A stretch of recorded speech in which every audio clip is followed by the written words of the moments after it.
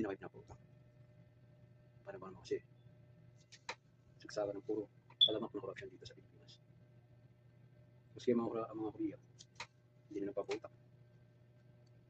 Dati may tiwala na sila sa inyo, mga gobyerno ng Pilipinas.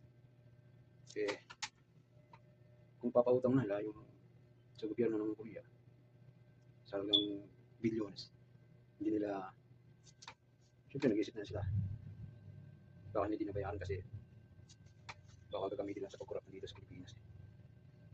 Kawawa ng mga Pilipino maghapon nagtatrabaho, nagpapakapagod para lang masustentahan yung pangailangan na sa araw-araw.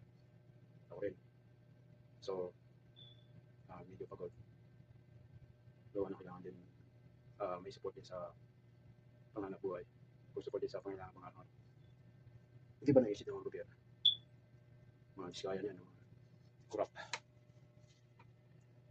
na pera na taong bayan. Isauli nyo yung mga kinurap sa mga taong bayan yan. Hindi sa inyo. Kahit sa bansa, siguro kung nalaman na Philippines is most corrupt in Asia. Nasaan ang gobyerno? Nasaan ang gobyerno ngayon? Hindi na kayo pinapautang ng mga bansa. Lalo na sa Korea. Mag-isip po tayo mga Pilipino. Naway iboto nyo. Paglaban kung sino ang dapat na walang bahay ng korupsyon sa Malacanang at saka mga nakapwesto.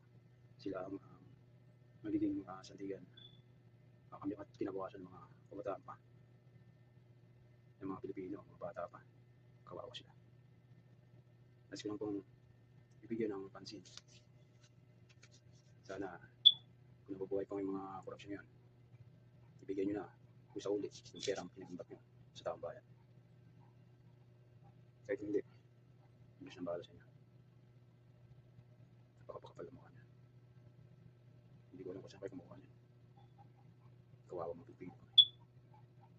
Napakapagod, hirap, puyat para sa pagbayad ng mga tax ng bawat isa para may puno ng Pilipinas.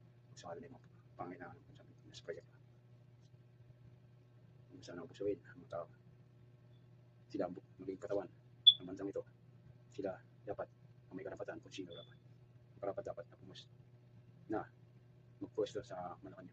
Hindi ang puro korap. Kayo na pong bahala. Ang mga matutuwid na tao. Dito lang